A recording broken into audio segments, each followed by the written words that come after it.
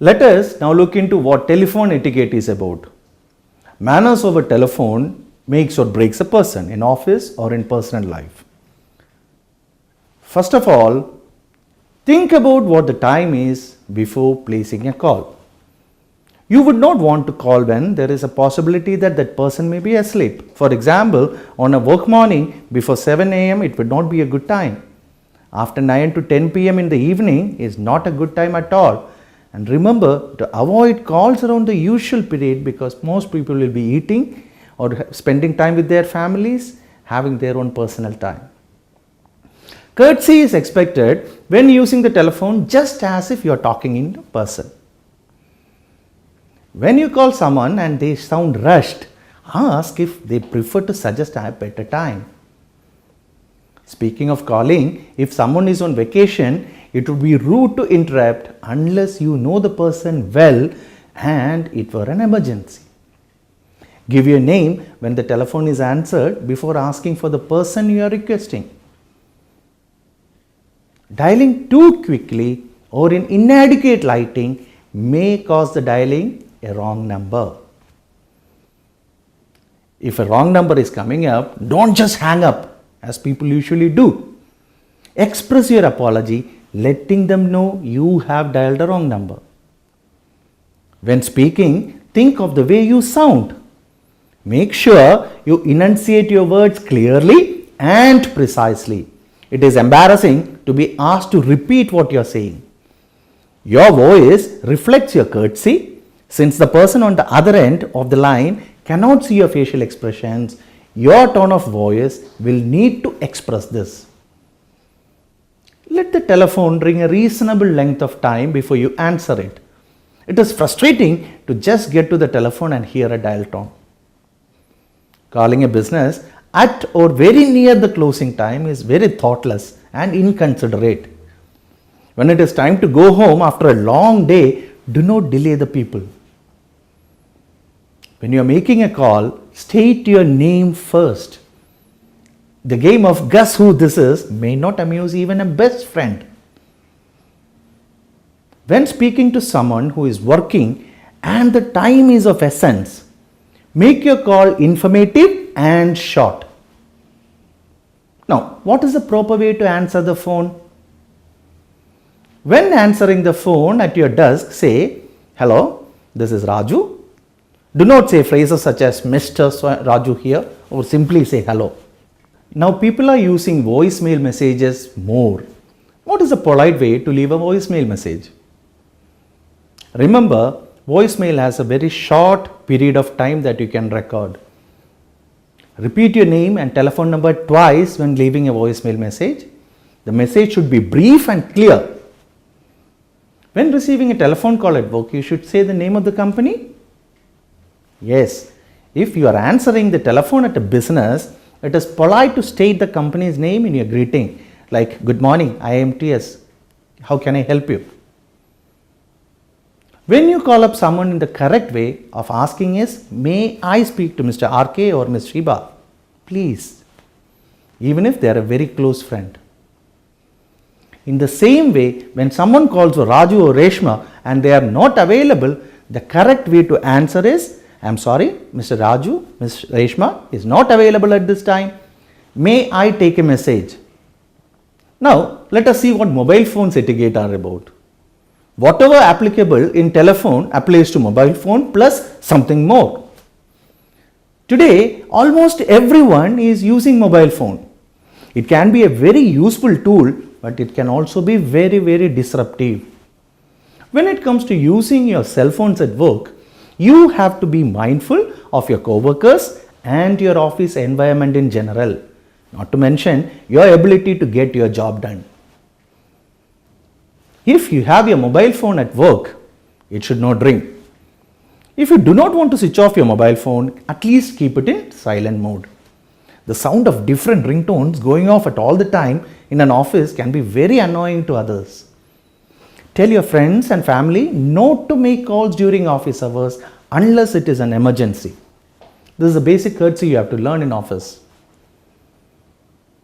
Your office time is for your office business, not for personal. Now let us see some tips while using mobile phones. The first and foremost is safety. Pay attention to the road. Never ever speak on the mobile phone while driving. Second is volume. Speak softly. Today's microphones are equipped to pick up even the smallest voice. Third is location. Pick your spot. Conversation should be private. Remember to keep the content private and short in public places. Tone, keep a civil and a pleasant tone. Timing, exactly as in the telephones, no cell phone before its time. 7. Keep the cell phone in silent mode or switched off in theaters, places of worship, interviews, funerals, etc. Keep your distance at least 10 feet so that the conversation remains private. Don't play with your cell phones while you are participating in a serious group discussion or if someone is addressing you. Do not attend to mobile phone while you are approaching a counter for assistance.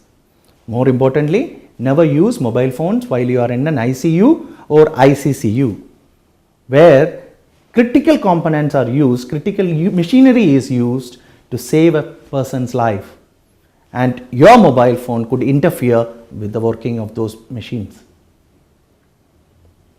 Mobile phones should not be used to capture photographs of individuals without their knowledge and consent. If you are using the speakerphone, always let the other person at the other end know it. Now let us see email etiquette. Now, why do you need email etiquette? A company needs to implement email etiquette rules for the following 3 reasons. 1 is professionalism. By using proper email language, your company will convey a professional image. It increases efficiency. Emails that get to the point are much more effective than poorly worded emails. Third is protection from liability. Employee awareness of email risks will protect your company from costly lawsuits. When using emails, first thing you have to remember is to be concise and be to the point. Answer all the questions and preempt further questions. That means by answering one question, you should not give a chance to ask further questions in that regard. Third, make it personal. Addressing a person by saying dear Mr. So-and-so or dear Miss So-and-so will, the rapport will be much better. Use proper spelling, grammar and punctuation. Always use proper structure and layout. Use short paragraphs and blank lines between each paragraph. When making points, number them 1, 2, 3 or mark each point as separate to keep an overview. This will attract the attention to the point which you want to emphasize. Use templates for frequently used responses. Some questions you get over and over again, such as directions to your office or your newsletter, subscribing to your newsletter. Save these texts as a response template and paste them into your message when you need them. You can save your templates in a Word document or use pre-formatted emails. The most important thing you have to remember in email is answer promptly. Even if you are not in a position to answer suitably, at least let the other person who has sent the mail know that you will get back to them within a certain period of time. Remember not to attach unnecessary files. Outlook has got a high priority option. Do not overuse this. Another major point to remember is not to write in capitals. If you write in capitals, it seems as though you are shouting. So reduce the use of capitals. Next best point is don't leave out the message thread. What do you mean by message thread? I send you a mail, you send it back to me, I reply. Then if anything is further required on that, I send it back again to you. Imagine if these mails are being sent as individual mails. After 6 months, if you want to trace where the mail started, What was the progress? It will be pretty difficult if it is individual mails. Instead, if it is going to be replied to and fro, it will be easier. All you have to do is to go down and see what was happening from the beginning when the mail was initiated to as of now. What has transpired, you can read it. It will be easier. Remember to read the email before you send it. We mentioned about punctuation, grammar. The same thing applies here. Make sure you are understanding, you are conveying the message as you wanted to. You have seen CC page, a certified copy. It has to be used sparingly, which means that if a person has sent a mail to many people and you are replying to it, please do not reply all. Only use reply all if you really need your message to be seen by each person who received the original message. Take care with abbreviations and emoticons. This is not done in official emails. Never ever forward chain letters. Another thing to remember is never to forward virus hoaxes, because that itself might be a virus.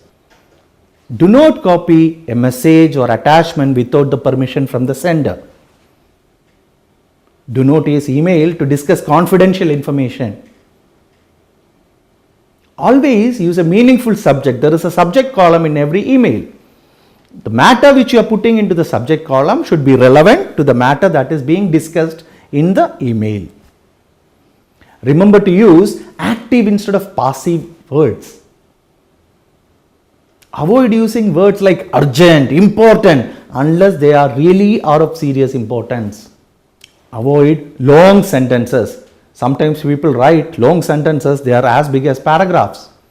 By the time you reach the end of the paragraph, you will forget where it started. Don't do this. Never ever forward emails containing libelous, defamatory, offensive, racist or obscene remarks. This can land you in trouble, your company as well.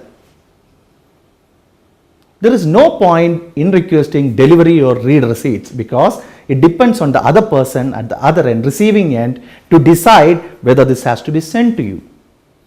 And when you are sending a mail to upwards to your seniors, this just doesn't look good. Remember to keep your language gender neutral. And never ever reply to spam. Wish you a great emailing experience. Thank you.